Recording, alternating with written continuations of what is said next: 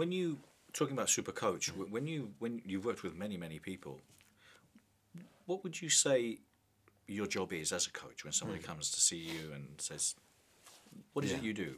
Well, I'll give you the secret answer, which won't be a secret anymore, which is I think I'm there to wake them up to their soul, to wake them up to the power inside them, to that intelligence and energy in life that we're all a part of, that we cut off from and then try and empower ourselves.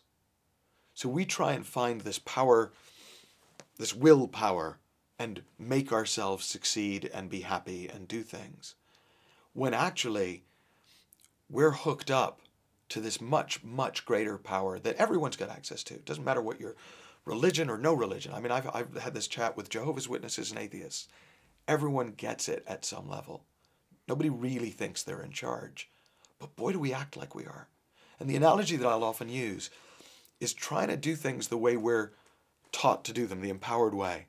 It's like having a sailboat and thinking, okay, let me work on my lung power. And I'm going to blow this sailboat. And if I do it hard enough, it'll move.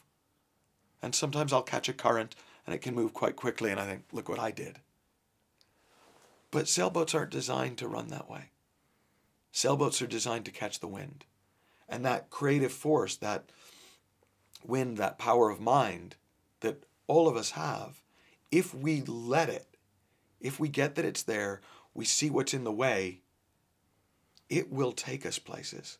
And so with my clients, I'm trying to connect them back up with that, because once they've got that connection, and they understand why they lose it when they lose it, because we all lose it, right? None of us live there 24/7. But if you know why you lose it when you lose it, you don't lose it for long. And their lives take off. And so it doesn't matter what they do. You know, I often use the analogy of Bill Gates. Bill Gates had amnesia and came to you for business coaching. Mm-hmm. Are you going to share your 7 strategies for success? Or are you going to try and wake him up to the fact that he's Bill Gates, knowing that once he wakes up to that, he's going to be able to take care of his own life? Well, it's the same thing.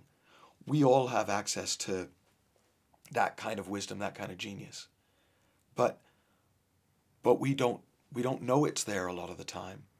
Or we suspect it's there, but we don't think we can have it because we're not worthy, we haven't worked hard enough, we haven't done this. Or we don't understand why we're not getting it. And so we look in the wrong direction to fix what isn't broken. And so we don't get to live that way. It's available to anyone. And it just so happens, if you're already high achieving and you find it, you can make a much more obviously dramatic shift in the world. If you haven't done much and you find it, you're on your way. It might take longer to show up in the eyes of the world, but you get the benefits of it immediately.